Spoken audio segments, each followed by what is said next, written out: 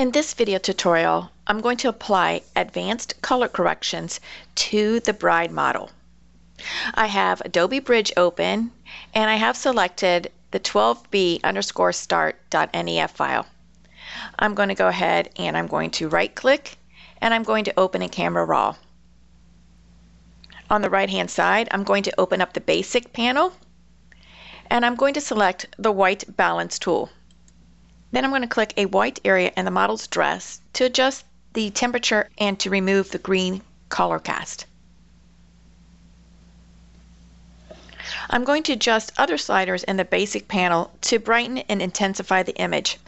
I'm going to increase the exposure by 0.30, and I'm going to increase the contrast to 15, and I'm going to increase the clarity to 8. You can either press the Shift key to click Open Object, or you can select the drop-down menu next to the Open button and do Open as Object. The image will open in Photoshop as a smart object. I'm going to adjust the tonal range of the image by selecting the Levels button. I'm going to use the Levels adjustment down in the bottom of the Layers panel, and I'm going to choose Levels. I'm going to go over to this little icon here, which is the Click a Calculate a More Accurate Histogram button, and I'm going to go ahead and select that, and Photoshop replaces the histogram. There's now a small white bump on the far right side of the histogram representing the current white point, but the bulk of the data ends further to the left. You want to set the white point closer to where most of the data ends, so I'm going to drag this white triangle towards the left, where the histogram indicates that significant highlight tones start to appear. I've moved its value to 242. As you drag, input level values beneath the histogram graph changes, and so does the image itself. I'm going to pull the middle triangle to the right slightly to darken the midtones. And if I can't get that correct, I'm just going to type in 0.90. The levels adjustment helps significantly, but our bride looks a little sunburned. So we'll adjust into Camera Raw to even out her skin tone. So I'll go ahead and close this by selecting the X, and then I'll come into this icon, this thumbnail icon, and I'll double click. I'm going to go ahead and select the basic caret right here, and I'm going to go down to the color mixer. Now they call this the HSL adjustment button in our textbook, but it has since changed. So I'm going to open up the color mixer, and I'm going to adjust the hue and saturation, the HSL, hue, saturation, and luminance. And I'm going to go ahead and reduce my reds by -2. I'm going to tab, reduce my orange by -10. And I'm going to scroll down here, and I'm going to reduce my magentas by a -3. And then I'm going to come down to the bottom, and I'm going to click OK. I'm going to use the healing brush tool to remove blemishes, but I'm going to do this in a non-destructive manner. So I'm going to go to my Layers panel, and I'm going to select New Layer, and I'm going to name this layer Corrections. So I'm not going to go ahead and rasterize the layer because it's actually a transparent layer. I'm going to do everything non-destructively as much as possible on this model's image. So I'm going to select the Spot Healing Brush tool, and in the options bar, I'm going to select 35 pixels, and the mode will be normal, and the type will be content aware. So I'm going to make sure that it's on this icon right here, content aware. I'm going to zoom in a little bit, Control+, and I'm going to go ahead and I'm going to select the nose stud, and I might have to do a little bit better than that. Okay, and then I'm going to just use my right bracket key and make this a little bit larger. Get rid of this blemish right there, or these freckles. Get rid of that one right there too.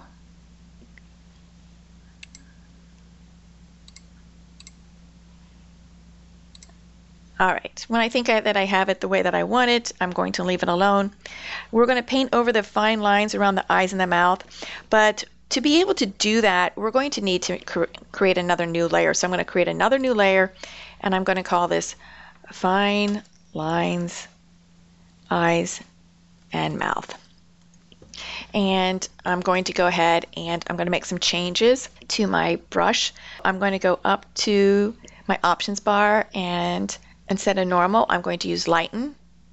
And I'm going to use proximity match. If you hover over these, it will give you a tooltip so that you'll know what this is. So I'm going to the proximity match and the light and blending mode in the options.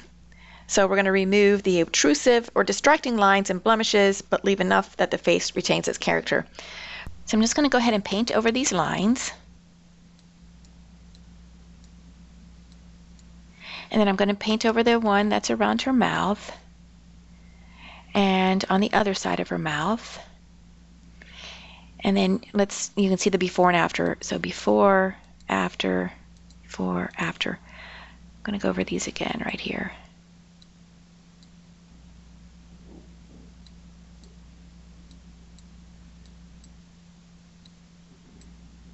Okay, let's take a look at the before and after. Now the thing I like about this is if I keep going over this and I go too much, I can always take the opacity and bring this back down so it's not, so some of the lines will show through. So let's see the before and after. And you can always bring that back up to 100%. This is why I like doing this on a non-destructive layer. Now, the next layer I'm going to add is going to be the dodge and sponge tools. I'm going to go up to the top layer. I'm going to hold down my Alt key, my Control key, and my Shift key, all with my left hand. And with my right index finger, I'm going to select the letter E. I'm going to hold all four at the same time. And I get a stamped copy. And I'm just going to rename this Dodge and Sponge. Now you'll want to make sure that these layers below it are exactly how you want them to be before you go ahead and make this top layer right here. I'm going to select the sponge tool, and if I don't know where the sponge tool is, remember you can click the magnification symbol and type in sponge, and it's going to go ahead and take me right to the sponge tool. And I'm going to go ahead and select the sponge tool. I'm going to put my brush size to 35 pixels. My brush hardness is going to stay at 0. The mode is going to be saturate, and the flow is going to be 50%. I'm just going to zoom in here a little bit, Control plus, hold down with my spacebar key, and I'm going to go over the irises of her eye to increase their saturation. So you can see this nice bright blue that's coming in here. All right, I'm going to hold down my spacebar to go to the other eye, and I'm going to do the same thing.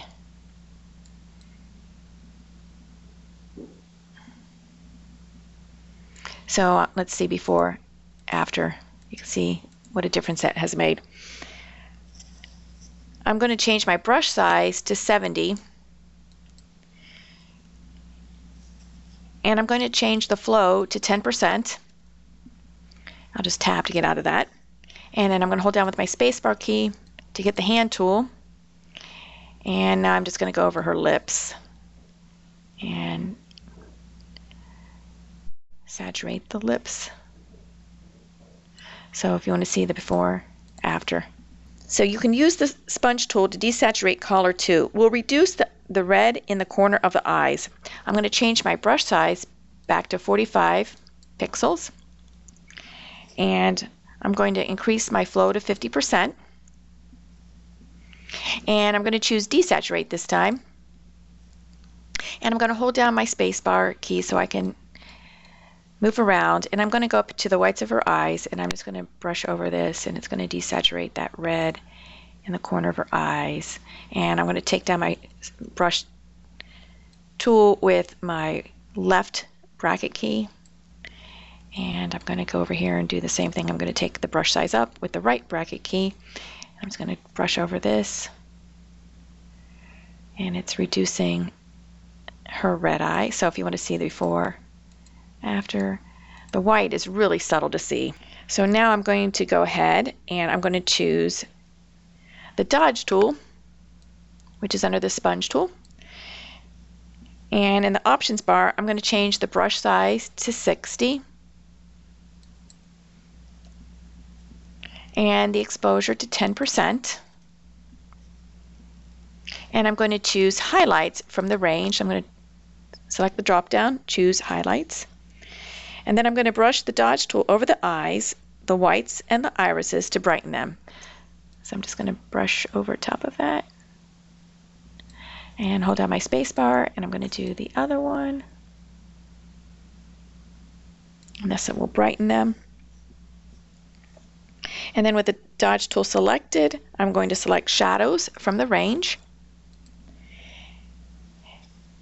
And then I'm going to use the dodge tool to lighten the shadow areas above the eyes and the areas around the irises to bring out the color. So I'm going to hold down. I'm going to just lighten this right here.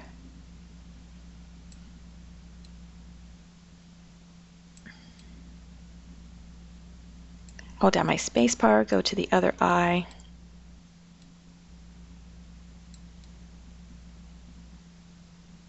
Now this one's going to be really subtle. Okay. All right, so now we're going to adjust the skin tone. So I'm going to go to the Select menu, and I'm going to choose Color Range. In the Color Range dialog box, I'm going to choose Skin Tone from the Select menu, and I'm going to check this box right here where it says Detect Faces. It says the preview and the selection changes. Now the face, hair, highlights, and lighter areas of the dress are selected. I'm going to move my fuzziness slider to 10. And I'm just going to type that in since I'm not able to slide it. And a lower fuzziness value will tighten up the selection by narrowing the range of colors included in the selection so that less hair and the dress are included. The selection appears on the image itself as an animated dotted lines, sometimes called marching ants. I'll go ahead and select OK. And then down here at the bottom of my layers panel, I'm going to select the adjustment layer, and I'm going to select curves. And Photoshop added a curves adjustment layer above my dodge and sponge layer. And the selection becomes a layer mask for the adjustment layer I just created. So I'm going to choose from the drop-down menu, red. I just want the red color channel. And then I'm going to select in the middle, and I'm just going to drag this down slightly.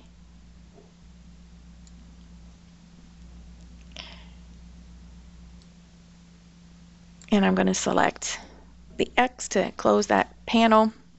And I'm just going to do Control minus. And let's see the before and after. Before, after. Great. Because I selected the skin tones before applying the curves adjustment layer, the skin color shifts, but the background is unchanged. The adjustment affects slightly more of the image than the skin itself, but the effect blends well and is subtle. Now, I'm going to do Control 0 to fit this back into the screen. I'm going to go ahead and select with my left hand. I'm going to use my index finger on Alt, my ring finger on Control, and my middle finger on Shift, and then with my right finger I'm going to select letter E so that I can get my stamped layer, and I'm going to call this Surface Blur and select Enter. I'm also going to make sure that my Surface Blur I'm going to convert for Smart Filters. Great. Now that I've converted that for Smart Filters, I'm going to go up to the Filter menu, Blur, and Surface Blur. In the Surface Blur dialog box, I'm going to leave the radius at 5, and I'm going to move the threshold slider to 10. I'm going to move this around so we can see the eyeball.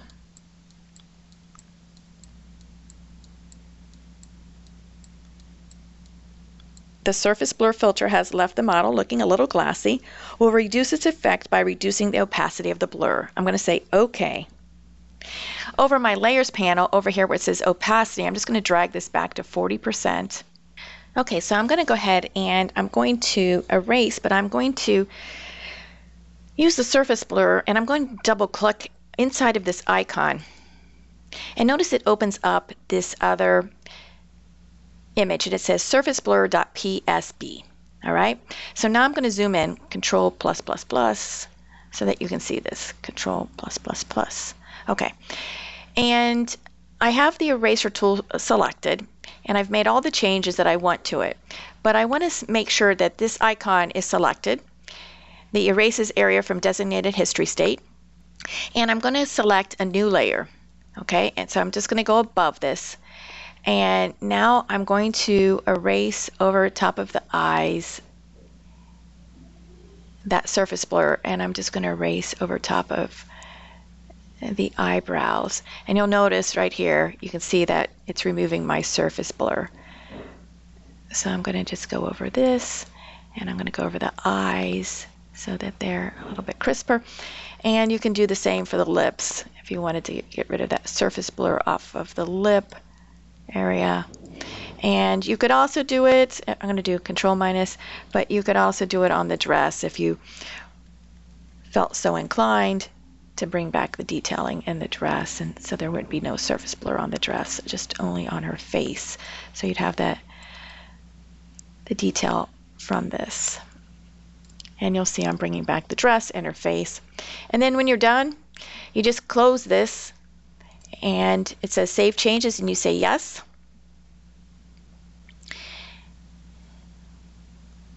And so we went ahead and erased that non-destructively, and once again, if you were to just double click on that, it would open up the surface blur.psb file, and you would just, if you didn't like it, you would just throw it in the trash. But if I zoom in here and you click on the eyeball, you can see the before and after, and it's really subtle what it removed, but it removed the surface blur. I'll close that, say yes. And this is how you can non-destructively update the bride image photo. Do not flatten your layers. Make sure that you go ahead and do File, Save As, save on your computer, in your Chapter 12, name it L12 hyphen your last name, save. Make sure that you upload this to your Adobe asset file, your work, files. I'm going to create a new folder. I'm going to name this Chapter 12. Click Save. I'm going to double click on that. I'm going to select my file. I'm going to go to my lessons, go to my Lesson 12 folder, find the L12 Gibson. I'm going to select Open. It's uploading my file. Okay, so it finally uploaded. It may take a little bit longer than usual, but if I click on this, I can see my layers on the right-hand side. So make sure that you share the link for this assignment. Thank you so much.